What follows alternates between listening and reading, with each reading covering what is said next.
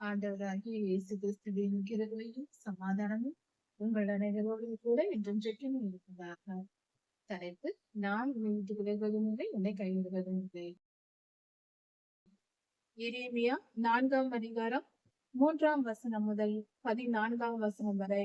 கர்த்தருடைய ஜனங்கள், கர்த்தரால் தெரிந்து கொள்ளப்பட்டு கர்த்தரால் ஆசீர்வதிக்கப்பட்டவர்கள் பாவம் செய்வதை கர்த்தர் அனுமதிப்பதில்லை. நாம் கர்த்தருடைய பிள்ளைகள் என்று சொல்லிக் கொண்டு நாம் தவறு செய்யும் பொழுது, கர்த்தருக்கு விரோதமாய், வேத வசனத்துக்கு விரோதமாய் செயல்படும் பொழுது, கர்த்தருடைய கற்பனைகளையும் கட்டளைகளையும் கை கொண்டு, அதாவது பைபிள் வசனங்களை கை கொண்டு வாழாமல் நாம் மீறி நடக்கும் போது, நம் விருப்பத்திற்கு நாம் வாழ்ந்து கொண்டிருந்தால் கர்த்தருடைய கோபம் நாம் மேல் வரும். கர்த்தரிடத்திலிருந்து ஆசீர்வாதத்தை பெறுகிறோம் என்றால் நாம் கர்த்தருடைய ஜனங்களாய் இருக்கிறோம். தம்முடைய ஜனங்களை அவர் ஆசீர்வதிக்கிறார். கர்த்தர் சொல்லி இருக்கிறார், யாத்திராகமம் 19-20 அதிகாரங்களில், நாம் கர்த்தருடைய ஜனம் என்று சொல்ல வேண்டும் என்றால், கர்த்தருக்கு சொந்தமானவர்களாய் இருக்க வேண்டும் என்றால், முதல் தகுதி கர்த்தரிடத்தில் அன்பு கூர்ந்து அவருக்கு கீழ்ப்படிந்திருக்க வேண்டும். சாதாரணமாக நம்முடைய வீட்டில் நம்முடைய பிள்ளைகள், சிறு பிள்ளைகள் இருந்தால் நம் பேச்சை கேட்காத போது நாம் அவர்கள் மேல் கோபப்படுவோம். இது இயல்பான காரியம். அது போல கர்த்தருக்கும் நாம் கீழ்ப்படிந்து நடக்க வேண்டியவர்களாய் இருக்கிறோம். அவர் நமக்கு பிதா என்றால் நாம் அவருக்கு கீழ்ப்படிந்து நடக்க வேண்டியவர்களாய் இருக்கிறோம். அப்படி கீழ்ப்படிந்து வாழ வேண்டிய நாம், கர்த்தருக்கு பரிசுத்தமாய் வாழ வேண்டிய நாம் கீழ்ப்படியாமல் நம் விருப்பத்திற்கு நாம் வாழ்ந்து கொண்டிருந்தால் கர்த்தருடைய கோபத்திற்கு ஆளாக வேண்டும். கர்த்தர் சொல்கிறார், உங்கள் துர்க்குணங்களை விட்டு விலகுங்கள். இதற்கான விளக்கத்தை கடந்த செய்தி நாம் பார்த்தோம். நம் இருதயத்தில் கெட்ட எண்ணங்கள் இருக்கும் போது அந்த தீய எண்ணங்களின் நிமித்தமாக பொல்லாத ஆவிகள் நம்மை பாவம் செய்ய தூண்டி பாவத்தை செய்ய வைத்திடும். அதனால் நம் செயல்கள் மட்டும் அல்லாமல் நம் மனதாலும் தீய எண்ணங்களை வைத்திராமல் பரிசுத்தமாய் இருக்க வேண்டும். தீமைக்கு உதவி செய்வதோ ஆதரவு தரவும் கூடாது. தீமையான காரியங்களுக்கு ஆதரவு தரக்கூடாது. தீமையை சரி என்று ஒப்புக்கொள்ளக் கூடாது. ஒருவர் பாவம் செய்கிறார் என்றால் அந்த பாவம் நாம் செய்யவில்லை, அவர்தானே செய்துவிட்டு போகட்டும் என்று நாம் அனுமதி கொடுப்பதோ அவர்களுக்கு ஆதரவாய் இருப்பதோ தவறு. பாவம் தவறு என்றால் அதற்கு நாம் எதிர்த்து நிற்க வேண்டும். கர்த்தர் இதைதான் நமக்கு சொல்லி இருக்கிறார். இப்படியாக நாம் கர்த்தருக்கு பரிசுத்தமாய் வாழ வேண்டும். இப்படி கர்த்தருக்கு பரிசுத்தமாய் வாழாதவர்களுக்கு தான் கர்த்தர் இந்த வசனங்களை நமக்கு தருகிறார். எருசலேமில் எரேமியா தீர்க்கதரிசியின் காலத்தில் இஸ்ரவேலர்கள் பாபிலோனுக்கு சிறைப்பட்டு போவதற்கு முன்பாக எரேமியா தீர்க்கதரிசி அவருடைய காலத்தில் தான் சிறைப்பட்டு போனது இஸ்ரேல் தேசம் பாபிலோனுக்கு. அதனால் அந்த சமயத்தில் அவர் இந்த சம்பவம் நடப்பதற்கு முன்னிருந்தே தீர்க்க தரிசனம் உரைத்துக் கொண்டிருந்தார். எரேமியா தீர்க்கதரிசி, நீ மனம் திரும்பினால் அலைந்து திரிய மாட்டாய் என்று கர்த்தர் தீர்க்கதரிசி மூலமாக இஸ்ரவேலருக்கு சொன்னார். ஆனால் அவர்கள் கேட்கவில்லை. யூதா மனுஷரோடும் எருசலேமின் குடிகளோடும், எருசலேமில் குடியிருக்கிறவர்களோடும், யூதா மனுஷர்களோடும், யூதா தேசத்தின் ஜனங்கள், யூதா கோத்திரத்தாரர்கள் கர்த்தர் சில வார்த்தைகளை சொல்லுகிறார். அது என்னவென்றால், நீங்கள் முள்ளுகளுக்குள்ளே விதையாதிருங்கள் என்று சொல்லுகிறார். ஒரு விதை விதைக்கிற விவசாயி முதலில் அவர் என்ன செய்வார்? நேராக விதையை எடுத்துக்கொண்டு போய் அந்த நிலத்தில் அப்படியே விதைத்து விட மாட்டார்கள். முதலில் நிலத்தை பண்படுத்துவார்கள். முட்செடிகளுக்குள்ளே விதையாதிருங்கள் என்று கர்த்தர் சொல்லுகிறார். முள் காடாய் இருக்கிற இடத்தில் விதையை விதைத்து விட்டு வந்தால் அது சரியான பலனை தராது. அது முள் செடிகளால் அந்த நல்ல பயிர்கள் அழிக்கப்படும். அதனால் முச்செடிகளை நீக்கி அந்த நிலத்தை பண்படுத்தி அதன் பின்புதான் விதை விதைப்பார்கள். இதைதான் கர்த்தர் சொல்லுகிறார். எருசலேமின் குடிகளோடும் யூதா தேசத்தாரும் முள்ளுகளுக்குள் நீங்கள் விதையாதிருங்கள் என்று சொல்லுகிறார். உங்கள் தரிசு நிலத்தை பண்படுத்துங்கள் என்று சொல்லுகிறார். கர்த்தர் இங்கு தரிசு நிலம் என்று சொல்வது இஸ்ரவேலரின் யூதா கோத்திரத்தாரின் யூதா கோத்திரத்தாரின் இருதயத்தை சொல்கிறது. அதாவது அவர்கள் தரிசு நிலம் போல, தரிசு நிலத்தில் முச்செடிகள் முளைத்திருக்கும், அது போல உங்கள் மனதில் துர்க்குணங்களோடு நீங்கள் வாழ்ந்து கொண்டிருக்கிறீர்கள். கெட்ட எண்ணங்கள், பாவ சுபாவங்கள், இவைகளோடு, இச்சைகளோடு, கர்த்தருக்கு பிரியமில்லாத காரியங்கள், மாம்சத்தின் கிரியைகள், கலாத்தியர் 5ஆம் அதிகாரத்தில் சொல்லப்பட்டிருக்கிற அந்த 17 காரியங்களும் அதில் இருந்திருக்கிறது. அதைதான் முட்கள் என்று சொல்லுகிறார் கர்த்தர் ஊமையாக. அப்படிப்பட்டவைகளை எல்லாம் நீங்கள் நீக்கி போடுங்கள். நிலத்தை பண்படுத்துங்கள், உங்கள் இருதயத்தை சரிப்படுத்துங்கள், பரிசுத்தப்படுத்துங்கள் என்று கர்த்தர் சொல்லுகிறார். யூதா மனுஷரே, அதாவது யூதா கோத்திரத்தின் ஜனங்களே, எருசலேமில் குடியிருக்கிறவர்களே, அதாவது நீங்கள் செய்த பாவங்களின் நிமித்தம், உங்கள் அக்கிரமத்தின் நிமித்தம் கர்த்தருடைய கோபம் எழும்பி அவியாத அக்கினியாய் உங்களை அழித்து போடாதபடிக்கு நீங்கள், அதாவது கர்த்தருடைய கோபம் அக்கினியை போல வரப்போகிறது. நீங்கள் அக்கிரமம் செய்திருக்கிறீர்கள், செய்து கொண்டிருக்கிறீர்கள், மனம் திரும்ப வாய்ப்பு கொடுத்தும் திருந்தவில்லை. அதனால் கர்த்தருடைய கோபம் அக்கினியாய் வரப்போகிறது. அவிழ்ப்பார் இல்லாமல், அந்த அக்கினியை அவிழ்த்து போட, அதை அணைத்து போட யாரும் இல்லை. அப்படிப்பட்ட நிலையில் அக்கினி பற்றி எரிய போகிறது. கர்த்தர் கோபம் கொண்டு நமக்கு தண்டனை கொடுத்தால், அதனால் நாம் துன்பப்படும் பொழுது வேறு யாரும் நம்மை காப்பாற்ற முடியாது. கர்த்தருடைய கோபம் நம்மேல் வந்தால் நாம் பாவம் செய்கிறோம். கர்த்தருடைய கோபம் நம்மேல் வருகிறது. அது ஒரு வியாதியாகவோ, ஒரு சண்டை சச்சரவுகளாகவோ, பிரச்சனைகளாகவோ, அல்லது பஞ்சமாகவோ, பண பற்றாக்குறை போன்ற பண நெருக்கடியாக இப்படியாக வந்தது என்றால், அதிலிருந்து வேறு யாரும் நம்மை காப்பாற்ற முடியாது. இதை நன்கு தெரிந்து கொள்ள வேண்டும். நம்மை தண்டிக்கிற கர்த்தரால் தான் நம்மை அதிலிருந்து விடுதலையாக்க முடியும். மற்ற மனிதர்கள் உதவியை நாடுவேன், என் படிப்பு, என் திறமையை வைத்து தப்பித்துக் கொள்வேன் என்றெல்லாம் வீரவசனம் பேசக்கூடாது. அது நடக்காது. கர்த்தர் கை ஓங்கி அடிக்க ஆரம்பித்து விட்டால் எந்த மனிதனாலும் நிமிர்ந்து நின்று எதிர்த்து வாங்க முடியாது. உடைந்து போய் விழுந்து விடுவோம். மன உடைதல் உண்டாகும். அதை புரிந்து கொள்வோம். இப்படி நீங்கள் அக்கிரமம் செய்தது நிமித்தம் கர்த்தருடைய கோபம் வந்து உங்களை யாரும் காப்பாற்ற முடியாத நிலைக்கு நீங்கள் தள்ளப்பட்டு அக்கினியாய் உங்கள் மேல் இறங்காதபடிக்கு உங்கள் இருதயத்தை விருத்த சேதனம் பண்ணுங்கள் என்று கர்த்தர் சொல்லுகிறார். அப்படி என்றால் உங்கள் இருதயத்தில் இருக்கிற தேவையற்ற காரியங்களை நீக்கி போடுங்கள்.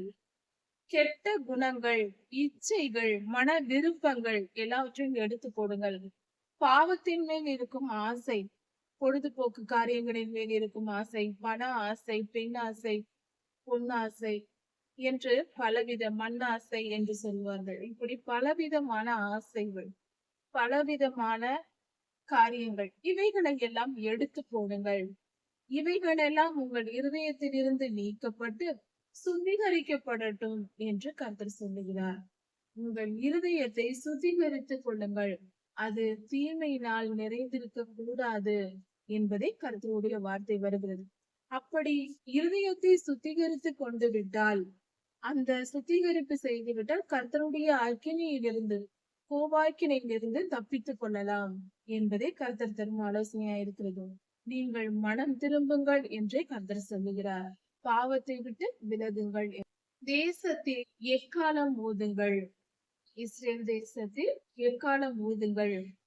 யூதாவில் அறிவித்து எருசலேமில் கேட்க பண்ணுங்கள்.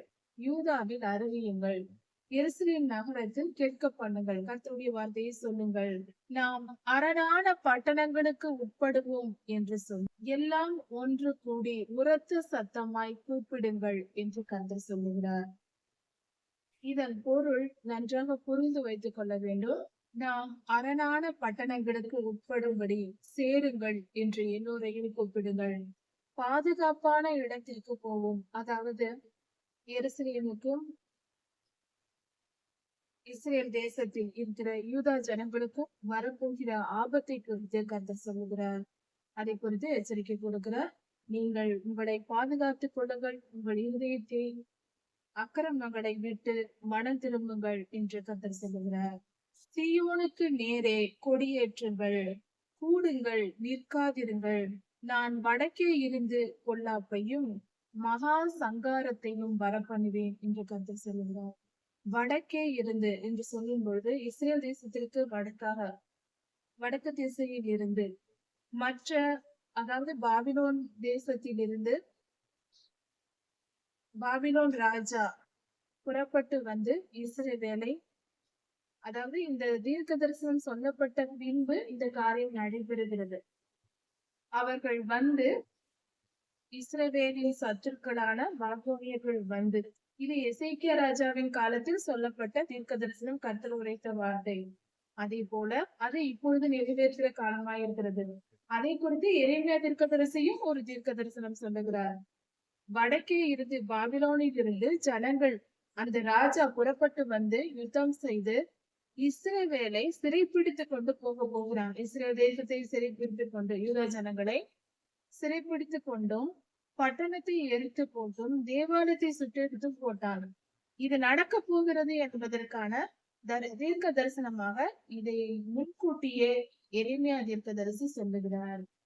இதிலிருந்து நாம் தெரிந்து கொள்ள வேண்டிய காரியம், கர்த்தர் சொன்ன தீர்க்க தரிசனம் ஒன்றல்ல, ஒரு காரியத்தை குறித்து ஒரு முறை அல்ல, பல முறை, பல தீர்க்கதரிசிகள் மூலமாக 1000 வருடங்களுக்கு முன்பு, 100 வருடங்களுக்கு முன்பு, அந்த 10 வருடங்களுக்கு முன்பு இந்த தீர்க்க தரிசனம் உரைக்கப்பட்டது. இந்த சம்பவம் நடப்பதற்கு ஒரு சில நூற்றாண்டுகளுக்கு முன்பாக அவர் சொல்லிவிட்டு போனார். எரேமியா தீர்க்கதரிசி இந்த தீர்க்க தரிசனத்தை சொல்லுகிறார். அதே காலத்தில் தான், அவருடைய காலத்திலேயே இது நிறைவேறி முடிந்தது. எரேமியா தீர்க்கதரிசி எருசலேமில் வைக்கப்பட்டார். இஸ்ரவேலர்கள் சிறைப்பிடிக்கப்பட்டு பாபிலோனுக்கு கொண்டு போகப்பட்டார்கள். இங்கு இவர் மகா உபத்திரவத்தை அனுபவித்தார். எரேமியா தீர்க்கதரிசி பட்ட பாடுகள் கொஞ்சம் நஞ்சமல்ல. அவர் மிகுந்த துன்பத்திற்கு ஆளாக்கப்பட்டார். மிகுந்த கொடுமைகளை அவர் அனுபவித்தார். ஆனாலும் கர்த்தருக்கு உண்மையாய் பரிசுத்தமாய் வாழ்ந்து கர்த்தருடைய காரியங்களை அவர் செய்து முடித்தார். வடக்கே இருந்து பொல்லாப்பையும் மகா சங்காரத்தையும் வரப்பண்ணுவேன் என்று சொல்லுகிறார். பொல்லாப்பு சங்காரம் என்று சொல்லும் பொழுது அது மிகப்பெரிய ஒரு காரியமா இருக்கிறது. சங்காரம் என்ற வார்த்தையின் பொருள் முற்றிலும் அழிக்கப்படுவது. அழிவு என்றால் அழிக்கப்படும், ஆனால் அது மிச்சம் மீதம் இருக்கும், ஒரு குறைகள் இருக்கும், அதாவது ஓரளவு லேசான ஒரு அழிவு என்று சொல்லலாம். சங்காரம் என்றால் முற்றிலும் அழிக்கப்படுதல், முற்றிலும் அழிக்கப்படுதல், அது மிகுந்த தீவிரமான ஒரு அழிவு என்று சொல்லலாம். அப்படிப்பட்ட சங்காரம் ஏற்படும் என்று கர்த்தர் சொல்லுகிறார். ஒரு புதரில் இருந்து எழும்பி வந்தால் எப்படி இருக்குமோ அது போல ஜாதிகளை சங்கரிக்கிறவன் தன் ஸ்தானத்திலிருந்து புறப்பட்டு வருகிறான் என்று சொல்லப்பட்டிருக்கிறது. இந்த சம்பவம் இப்படி நடக்கும் என்று சொல்லப்பட்டது நேபுகாத் நேச்சார் ராஜா, பாபிலோனின் ராஜாவாகிய நேபுகாத் நேச்சாரை குறித்து சொல்லப்பட்ட தரிசனம் இது. நேபுகாத் நேச்சார் சிங்கத்தை போல, சிங்க புதரிலிருந்து வருவது போல வருவார் என்று சொல்லப்பட்டிருக்கிறது. இது எவ்வளவு துல்லியமாய் நிறைவேறி இருக்கிறது என்றால், நேபுகாத் நேச்சார் யார் என்று நாம் சற்று தெரிந்து கொண்டால் அவருடைய வல்லமை என்ன, ஏன் இப்படி நடந்தது என்பது புரிந்து கொள்ளலாம். பாபிலோனின் ராஜாவாய் இருந்த நேபுகாத் நேச்சார் 127 ராஜ்யங்களை அரசாண்ட மிகப்பெரிய ராஜாவா இருக்கிறார். உலகத்தின் பெரும் பகுதியை அரசாட்ட முதல் ராஜாவாக கூட நேபுகாத் நேச்சார் தான் இருந்திருக்க முடியும். அதற்கு முன்பாக அவ்வளவு பெரிய இடங்களை, தேசங்களை ஆண்டவர்கள் யாரும் இல்லை. 127 தேசங்கள் அவருக்கு அடிமையா இருந்தது. இந்தியா தேசம் வரைக்கும் அவருடைய எல்லைகள் இருந்தது என்று எஸ்தர் புஸ்தகத்தில் கொடுக்கப்பட்டிருக்கிறது. இப்படி சிங்கத்தை போல மிகுந்த வல்லமை, சிங்கம் என்றால் மிகுந்த வல்லமை, எதிர்நிற்க கூடாது, யாரும் எதிர்நிற்க முடியாத அளவுக்கு வல்லமை உடையவர்கள் என்று பொருள். அப்படியாக அவர்கள் எழும்பி யுத்தம் செய்கிறார்கள். அப்படிப்பட்ட மிகுந்த வல்லமையோடு நேபுகாத் நேச்சார் ராஜா எழும்பி இஸ்ரவேலை சிறைப்பிடித்துக் கொண்டு போகிறார். யூதாவையும் எருசலேமையும் அழித்து போடுகிறார். மிகுந்த பேரழிவுக்கு ஆளாக்குகிறார். உன் பட்டணங்கள் குடியிராதபடிக்கு அழிக்கப்படும் என்கிறார். உன்னுடைய பட்டணங்கள் அழிக்கப்படும், குடியிருக்க முடியாத அளவிற்கு அழிக்கப்படும். இது மிகப்பெரிய, எப்படிப்பட்ட தீமையா இருக்கிறது, எப்படிப்பட்ட காரியமா இருக்கிறது, மிகுந்த தீமையை கொடுக்கக்கூடிய காரியமா இருக்கிறது. இது நிமித்தம் இரட்டை கட்டி கொள்ளுங்கள், புலம்பி அலறுங்கள், கர்த்தருடைய கோபம் நம்மை விட்டு நீங்கவில்லையே என்று சொல்லுகிறார். அதாவது கர்த்தருடைய கோபத்தை பெறும் நாடு நமக்கு வருகிறது என்றால் அந்த நேரம் நாம் நம்மை தாழ்த்தி நம்முடைய குற்றங்களை உணர்ந்து மனம் திரும்பி நம்மை நாம் தாழ்த்தி கர்த்தருடைய சமூகத்தில் விழுந்து அழும்போது கர்த்தர் இரக்கம் உள்ளவராய் இருந்து நம் பாவங்களை மன்னித்து நம் துன்பத்திலிருந்து விடுதலை தர வல்லமையுடையவராய் இருக்கிறார். அவர் நிச்சயம் அப்படி செய்வார். அவர் இரக்கம் உள்ளவர், கிருபை உள்ளவர். நம்மை நாம் தாழ்த்தும் போது நமக்கு கிருபை செய்கிறார். நாம் இதை புரிந்து கொண்டு நாம் சரியாக செயல்பட வேண்டும். எத்தனை துன்பம் வந்தாலும் அக்கிரமமாய் வாழ்ந்து கர்த்தருடைய நியாய தீர்ப்பை பெற்று துன்பத்தை அனுபவித்தாலும் எவ்வளவுதான் பெற்றாலும் தன் இருதயத்தை கடினப்படுத்திக் கொண்டு எது வந்தாலும் நான் பார்த்துக் கொள்வேன் என்று துன்பத்தில் உழன்றாலும் நான் அதிலேயே கிடந்தாலும் கிடப்பேன், மனம் திரும்ப மாட்டேன் என்று இருதயத்தை கடினப்படுத்த கூடாது. அது மிகுந்த அழிவை உண்டாக்கும், முற்றிலும் அழித்துவிடும். இருதய கடினம் கர்த்தருக்கு அருவருப்பானது. அது நம்மை அழித்துவிடும். எந்த மனிதனுக்கும் இருதய கடினம் இருக்கக்கூடாது. நம்மை நாம் தாழ்த்த வேண்டும். நமக்கு ஒரு துன்பம் வருகிறது, நமக்கு ஒரு பாடு நிர்ணயிக்கப்பட்டிருக்கிறது என்றால் அதன் வழியே நாம் கடந்து போகும்போது நம்மை தாழ்த்தி கர்த்தருடைய கிருபையை நாட வேண்டும். நிச்சயம் கர்த்தர் இரக்கம் உள்ளவர். அவர் மிகுந்த கிருபை உள்ளவர், கிருபையில் ஐஸ்வர்யம் உள்ளவர். அவர் மிகுந்த கிருபையாய் இருக்கிறார். அவர் நமக்கு தயவு காட்டுவார். அவரை நம்பி எந்த சூழ்நிலையிலேயும் நாம் செய்ததை ஒப்புக்கொண்டு கர்த்தாவே, நான் அக்கிரமமாய் வாழ்ந்தேன், உங்களுடைய வார்த்தைகளுக்கு நான் இடம் கொடுக்கவில்லை, நான் உங்களுடைய வார்த்தைகளை கை கொள்ளாமல் மீறி நடந்தேன், என்னை மன்னியும் என்று கர்த்தரிடத்தில் மன்னிப்பை பெற வேண்டும். கேட்டு பெற்று தப்பித்துக் கொண்டு வாழலாம். நம்மை நாம் உயர்த்தி அழிந்து போவதை விட நம்மை நாம் தாழ்த்தி கர்த்தருடைய கிருபையை பெற்று வாழ்வதே புத்திசாலித்தனம். அதுவே ஞானம் உள்ளவர்களின் செயலாயிருக்கிறது. நம் வாழ்க்கையை நாம் ஏன் வீணாய் அழித்துக் கொள்ள வேண்டும்? கர்த்தருடைய தயவை பெற்றுக்கொண்டு நம் பாவங்கள் மன்னிக்கப்பட்டு விடுதலையாகி பரிசுத்தமாய் வாழ்ந்து நித்திய சேரும் வழியை நாம் தேடிக்கொள்வதே ஞானமான செயல். அந்நாளிலே அப்படி என்றால் எதிரி நாட்டு ராஜா வந்து உங்களுக்கு அழிவை கொண்டு வரும்போது, அவன் கொள்ளையடிக்க வரும் பொழுது ராஜாக்களின் இருதயமும் பிரபுக்களின் இருதயமும் மடிந்து போகுமாம். ராஜாக்களின் இருதயமும் மடிந்து போகும், பிரபுக்களின் இருதயமும் மடிந்து போகுமாம். அப்படி என்றால் எல்லோரும் துவண்டு விடுவார்கள், மன முறிவு உண்டாகும், சோர்ந்து போவார்கள், அவர்கள் தங்களை உணர்ந்து கொள்வார்கள் என்பது பொருள். அவர்கள் மிகுந்த துன்பத்திற்கு ஆளாவார்கள். எழுந்திருக்க முடியாத அளவுக்கு, தன் சத்துருக்களிடமிருந்து தப்பிக்க முடியாத அளவிற்கு மிகப்பெரிய பாதிப்பை அவர்கள் அடைவார்கள், மிகுந்த துன்பத்தை அடைவார்கள் என்று பொருள். ஆசாரியர்கள் திடுக்கிட்டு தீர்க்க தரிசிகள் திகைப்பார்கள் என்று கர்த்தர் சொல்லுகிறார். ஆசாரியர்கள் திடுக்கிடுவார்களா? இது எப்படியா இருக்கிறது? கர்த்தருடைய சன்னதியில் நின்று கர்த்தருக்கென்று பணிவிடை செய்கிற, கர்த்தருடைய சமூகத்தில் பலிகளையும் காணிக்கைகளையும் செலுத்துகிற ஆசாரியர்கள் திடுக்கிட்டு போவார்களா? அப்படி என்றால் இதன் பொருள் தேவாலயத்திற்கு ஆபத்து வருகிறது என்று பொருள். அதாவது சாலமோன் ராஜா கட்டின தேவாலயம் அப்பொழுது இருந்தது. இந்த தேவாலயத்திற்கு ஆபத்து வருகிறது, ஆசாரியர்களே திடுக்கிட்டு போவார்கள் என்று சொல்ற போது தேவாலயம் இடிக்கப்பட போகிறது என்பதை குறித்தான செய்தியா இது இருக்கிறது. இது மிகவும் துன்பகரமான வார்த்தை. இதை கேட்டதும் எரேமியா தீர்க்கதரிசி மிகவும் துன்பம் அடைகிறார். ஆசாரியர்கள் திடுக்கிட்டு தீர்க்கதரிசிகள் என்ன செய்வதென்று புரியாமல் திகைப்பார்களாம். இந்த இரண்டு வார்த்தைகளுக்கும் பொருள் தேவாலயம் இடிக்கப்பட போகிறது. ஆசாரியர்களும் தீர்க்கதரிசிகளும் இதற்காக தான் அவர்கள் இருதயம் கர்த்தரை நோக்கி, கர்த்தருடைய ஆலயத்தின் காரியங்களை நோக்கி இருக்கிறது. அதனால் அவர்களை திகைக்கும் அளவுக்கு சம்பவம் நடக்கும் என்று முன்கூட்டியே எரேமியா தீர்க்கதரிசி தீர்க்கதரிசனம் உரைக்கிறார். இதை கேட்டதும் எரேமியா தீர்க்கதரிசி மிகவும் வேதனைப்பட்டு மிக துன்பத்தோடும் துயரத்தோடு அவர் சொல்லுகிறார். கர்த்தரை நோக்கி அவர் பேசுகிறார். கர்த்தராகிய ஆண்டவரே, உங்களுக்கு சமாதானம் இருக்கும் என்று சொன்னதினால் மெய்யாகவே இந்த ஜனத்திற்கும் எருசலேமுக்கும் மிகுதியான மோசத்தை வரப்பண்ணினீர் என்று சொல்கிறார். கர்த்தாவே சமாதானம் இருக்கும் என்று நீர் சொன்னீர் அல்லவா? அதனால் இது அவர்கள் சமாதானத்துடன் வாழப் போகிறோம் என்று நினைத்துக் கொண்டிருக்கிறார்கள். ஆனால் இப்பொழுதோ இப்படி நடக்கப் போகிறது. பட்டயம் பிராணன் மட்டும் எட்டுகிறது என்று சொல்கிறார். அதாவது இஸ்ரவேலர்களுடைய நினைவு என்னவென்றால், கர்த்தர் நம்மோடு இருக்கிறார், அவர் உங்களுக்கு சமாதானம் உண்டாயிருக்கும், நீங்கள் நன்றாக இருப்பீர்கள் என்று ஆசீர்வதித்தார். அந்த ஆசீர்வாதத்தை வைத்துக் கொண்டார்கள், அதை மனதில் நிறுத்தி கொண்டார்கள். ஆனால் அக்கிரமம் செய்யக்கூடாது என்று செய்த உடன்படிக்கையை அவர்கள் மறந்து போனார்கள். என் கற்பனைகளையும் என் கட்டளைகளையும் கை கொண்டால் நீங்கள் என் ஜனமாய் இருப்பீர்கள், நான் உங்கள் தேவனாய் இருப்பேன் என்று கர்த்தர் சொல்லி இருந்தார். கர்த்தாவே நீர் சமாதானத்தை கொடுத்திருக்கிறீர், சமாதானமாய் வாழப் போகிறோம் என்று இவர்கள் நம்பிக்கையாய் இருக்கிறார்கள்.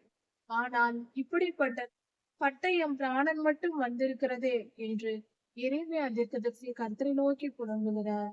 வேதனையோடு கர்த்தரிடம் கேட்கிறார். அதற்கு கர்த்தர், வனாந்திரத்தில் இருந்து வரும் ஒரு தீ காற்று, நெருப்பினால் ஆன காற்று என் ஜனமாகிய குமாரத்திற்கு நேராக அடிக்கும் என்று அக்காலத்திலே இந்த ஜனத்தோடும் எருசலேமோடும் சொல்லப்படும். அது தூற்றவும் மாட்டாது, சுத்திகரிக்கவும் மாட்டாது. அதாவது பலத்த காற்று என்று சொல்லும் போது இது வெறும் காற்றை குறிப்பது அல்ல. ஒரு பெரிய தீ காற்று வரப்போகிறது. அது எருசலேமை பாதிக்க போகிறது. இஸ்ரவேலர்கள் யூத ஜனங்களை பாதிக்க போகிறது. அந்த காற்று என்ன செய்யும்? சுத்திகரிக்காது, தூற்றவும் மாட்டாது. தூற்றுதலும் சுத்திகரிப்பதும் சாதாரணமாக இது ஒரே போன்ற காரியம்தான்.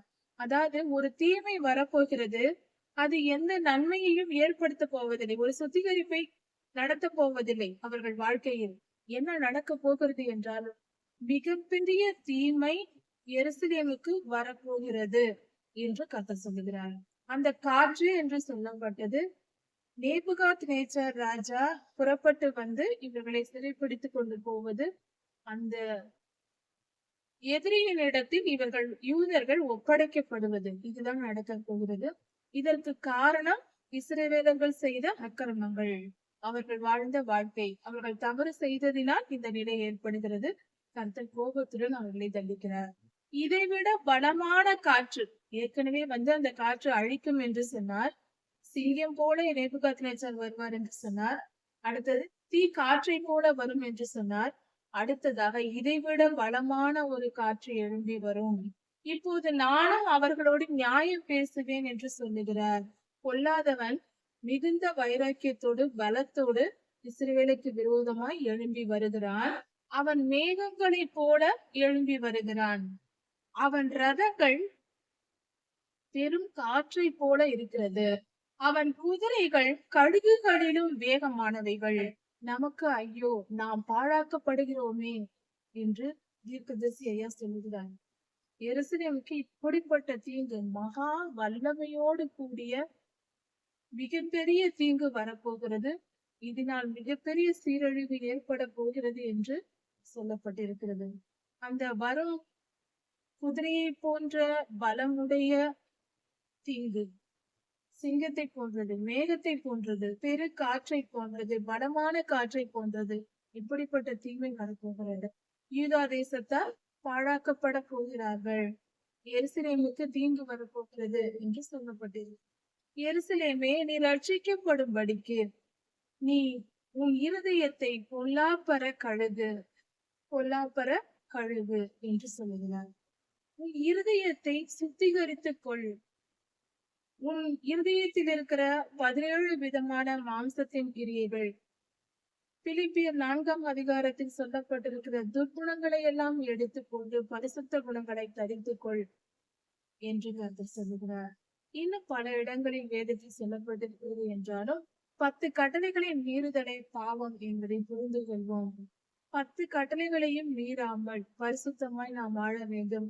அதை மீறும் பொழுது இப்படிப்பட்ட தீமை வரும். அக்கிரம நினைவுகள் உன் உள்ளத்தில் தங்கும். எந்த அளவுக்கு உன் அக்கிரமத்தை உன் இருதயத்தில் வைத்திருப்பாய்? இவ்வளவுதானா? இன்னும் அதிகம் வைத்திருக்க போகிறாயா? உன் அக்கிரம நினைவுகளை எதுவரைக்கும், எவ்வளவு வைத்திருக்க போகிறாய் என்று கர்த்தர் கேட்கிறார். நம் இருதயம் சுத்தமாய் இருக்க வேண்டும். இதுதான் இந்த வேதத்தில் சாராம்சமாய் இருக்கிறது. இருதயத்தை சுத்திகரித்துக் கொள் என்று இன்று கர்த்தர் நமக்கு சொல்லுகிறார். நம் துர்குணங்களை விட்டு விலக வேண்டும். எது பரிசுத்தம், எது பாவம் என்று அறிந்து கொள்ள வேண்டும். வேத வசனங்கள் அவைகளை நமக்கு போதிக்கிறது. கர்த்தருடைய வார்த்தைகள் நமக்கு கண்ணாடியை போல நமக்கு வெளிப்படுத்துகிறது. நம்மில் உள்ள குறைகளையும் நிறைகளையும் அது வெளிப்படுத்துகிறதா இருக்கு. கர்த்தருக்கு பயப்படுகிற பயம் தேவை. கர்த்தருக்கு பயந்து கர்த்தருடைய வசனங்களை தியானித்து பரிசுத்த வாழ்வு வாழ வேண்டும். இருதயத்தின் துர்குணங்களை அகற்றி போட வேண்டும். பரிசுத்தமே நம்மை காப்பாற்றும். பாவம் நமக்கு தீமையை வரவழைக்கும். இதை புரிந்து கர்த்தருடைய கிருபையை நாடுவோம். கர்த்தருடைய திருப்பாதங்களை பற்றிக் கொள்வோம். நான் உன்னை விட்டு விலகுவதும் இல்லை, உன்னை கைவிடுவதும் இல்லை என்று சொன்ன நம்முடைய தகப்பன் நம்மோடு கூட இருந்து நம்மை பாதுகாக்க அவர் விருப்பம் உள்ளவராய் இருக்கிறார். நம்மை பாதுகாக்கவே அவர் விரும்புகிறார். மனம் திரும்புவோம், அவருடைய வார்த்தைக்கு செவி கொடுப்போம். கர்த்தர் பெரியவர், அவர் மிகவும் பெரியவர். கர்த்தர் உங்களை ஆசீர்வதிப்பாரா. இதன் தொடர்ச்சியை அடுத்த செய்தியில் பார்க்கலாம். மாரநாதா.